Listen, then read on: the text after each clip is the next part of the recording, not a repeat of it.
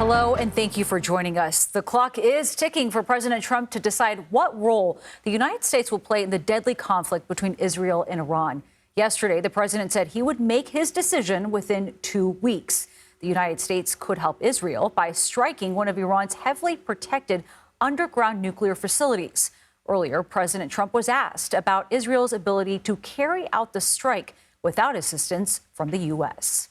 They really have a very limited capacity. They can break through a little section, but they can't go down very deep. They don't have that capacity, and we'll have to see what happens. Maybe it won't be necessary. In Geneva today, European diplomats met with Iranian officials to try and chart a path forward for peace and de-escalation. But that comes as the fighting continues. Iran fired another round of missiles at northern Israel, leaving at least 23 people injured. This while the Israeli military says it has carried out strikes on Iranian nuclear sites. And while touring some of the damage this week, Israeli Prime Minister Benjamin Netanyahu was asked how long he plans to stay in the fight. As long as it takes. That's the answer. As long as it takes, because we face an existential danger, a dual existential danger. One from 20,000 such rockets, 20,000, not one. This is one rocket, one missile. And the other is, of course, atomic bombs in the hands of this mad regime. We have CBS News team coverage on this story. Senior national security correspondent Charlie D'Agata is at the Pentagon, and White House reporter Willie James Inman is following the president in New Jersey. But we do begin with CBS News foreign correspondent Debora Patta reporting on the ground in Tel Aviv. The head of the United Nations Atomic Energy Agency, Rafael Grossi, has called for maximum restraint as the Israel-Iran war enters its second week. He stressed that a diplomatic solution is within reach if there is the political will. Grossi has warned against any potential attack on Iran's only commercial nuclear power plant, saying it could lead to radiation leaks with severe consequences. Dozens of Israeli warplanes struck targets across Iran once again today, including industrial sites in the north, missile storage and launchers in the west, and headquarters of an advanced research institute in Tehran. Iran retaliated with a barrage of missiles. As usual, most were intercepted, but several slipped through Israel's vaunted aerial defense system, with one landing near the main port of Haifa. At least 24 people have been killed in Israel, but the number is far higher in Iran, with the death toll sitting at over 650. Back to you. Debora Patta, thank you. CBS News senior national security correspondent Charlie D'Agata joins us now. Charlie, very good to see you. What, if anything, came out of these talks between European and Iranian officials in Geneva? Yeah, hi, Nancy. You know, it's the if anything part of that question that is our starting point. As Deborah said, it's the political will, right? So there was no breakthrough, no off-ramp. I think that was the highest hope. President Trump said his words, nah, they didn't help. Iran doesn't want to speak to Europe. They want to speak with us. The Iranians refused to do that. They made that clear while trading fire with Israel. But even if the glass is even a quarter full, Iran is talking, right? Talking to U.S. allies. The Europeans expressed their readiness to keep talking. And we've discussed, President Trump said he'll decide within 2 weeks whether to join this fight. In essence, let's say what it is. In essence, attack Iran.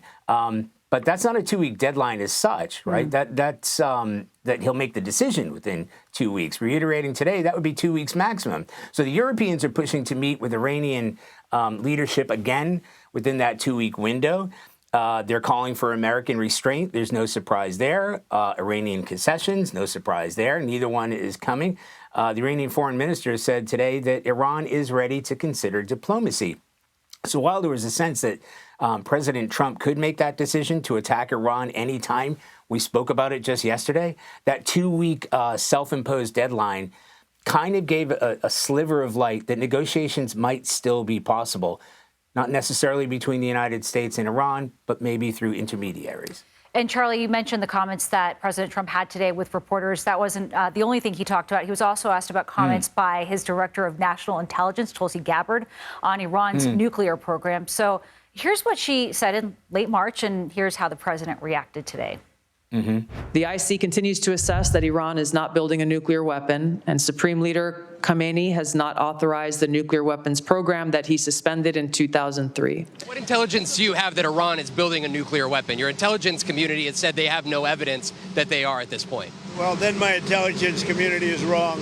Who in the intelligence community said that? Your director of national intelligence, Tulsi Gabbard. She's wrong. Well, he seems pretty adamant about that, Charlie. What do you make of this division between the president and his own intelligence officials? I mean, calling out your director of intelligence and saying flatly she's wrong. Tulsi Gabbard has been concerned, like others, of an escalation of a wider war. But for the president to straight out say she's wrong, that just underlines not only the divisions, but the uncertainty, the urgency of where we are right now, where the United States and Israel are, for that matter, in terms of Iran's ability to build a nuclear weapon. So there are some analysts that believe that the pressure that Israel has brought to bear and the United States might bring to bear on the Iranians might force the regime to hurry up offense, speed up its development of a weapon.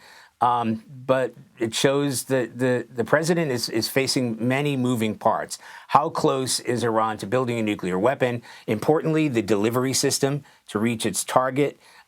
Will it be successful? Will sending B-2 stealth bombers, that's, as we know, what's under that discussion, these MOPs, these massive penetrating ordnance to deep underground Fordo nuclear facilities, will that be successful? What if it's not?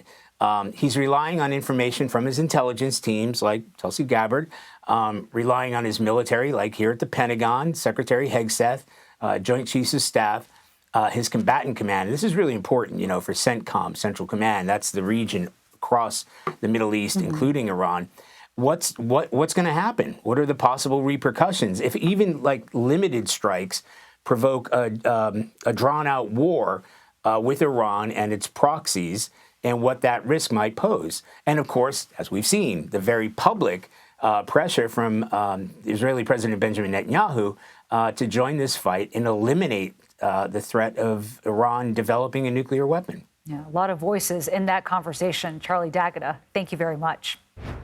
CBS News White House reporter Willie James Inman joins us now. Willie, thanks for being with us. What is President Trump looking for during this 2-week period as he considers joining the conflict? You've heard so much from him, even just today.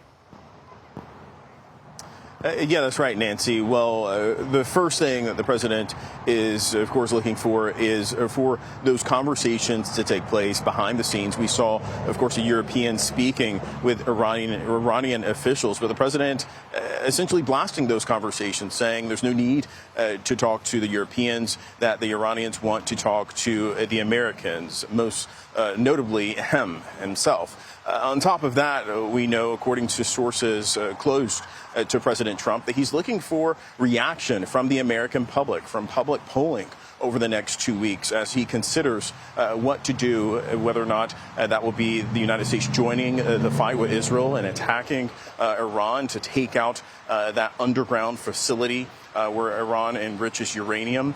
We know that the president is listening to not only advisors that are close to him, like Secretary of State and National Security Advisor Marco Rubio, but others, including lawmakers and military officials, as he assesses the situation. But he has been non-committal, both publicly and behind the scenes, in terms of what he will do here. The president often demurs in terms of getting into specifics as to what will happen on the ground or in the air around Iran in terms of his response. But we, of course, know that the president is hoping for some type of solution that involves a diplomatic effort. He oftentimes talks about Iran waited too long, but at the same time, he has really talked about a peaceful solution. We know this president doesn't want to get involved in a foreign conflict. He says he essentially is a peacemaker, but sometimes you have to do something other than peace. I'm paraphrasing his phrase that he gave to the press just hours ago